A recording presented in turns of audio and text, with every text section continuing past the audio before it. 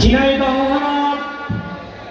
শহীদ ইবনুল ইসলাম পারভেজের রক্তে গড়া ঝিনাইদহ। ঝিনাইদহ হল আমার প্রিয় সুহানের রক্তে রঞ্জিত ঝিনাইদহ। ঝিনাইদহের মাটিতে শুয়ে আছে আমাদের প্রিয় ভাই শহীদ জহুরুল ইসলাম। ঝিনাইদহের মাটিতে শুয়ে রয়েছে আমার শ্রদ্ধেয় শিক্ষক জনাব ইদ্রিস আলী পান্না।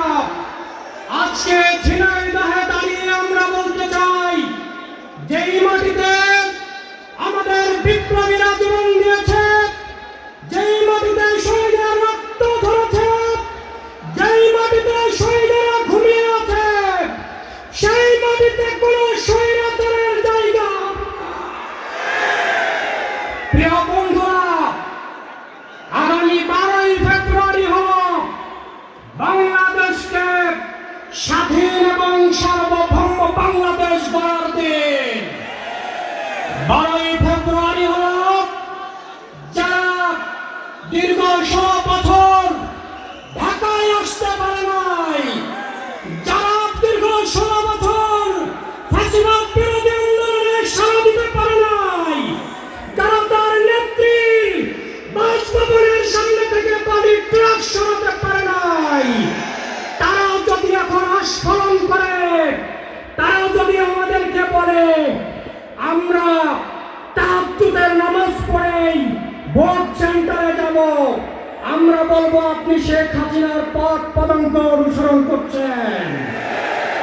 শেখ হাসিনা রাতের ভোটের রানী।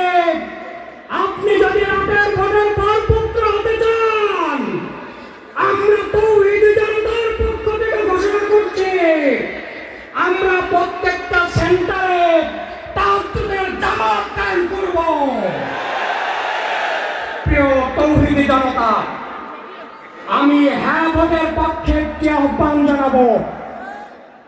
12 তারিখে আমরা ফ্যাসিবাদকে লাল কার্ড দেখাবো। 12 তারিখে আমরা স্বৈর শাসনকে লাল কার্ড দেখাবো। 12 তারিখে যারা দুর্নীতিবাদ, চাঁদাবাজ, যারা সন্ত্রাসী কর্মকাণ্ডে লিপ্ত, তাদের লাল কার্ড দেখানোর দিন। প্রিয় বন্ধুরা, আপনারা দেখেছেন না আমার মা বোনেরা ভোট চাইতে যাইতেছে, তাদেরকে উপর হামলা করা হচ্ছে। আপনারা এর মানে বুঝেন? 25 তারিখে আমাদের ব্যালট বিপ্লব কি হয়েছে, সেই পোস্টাল ব্যালটের মাধ্যমে আমার প্রিয় রেমিটেন্স যোদ্ধারা তাদেরকে একটি লাল কার্ড দেখিয়েছে।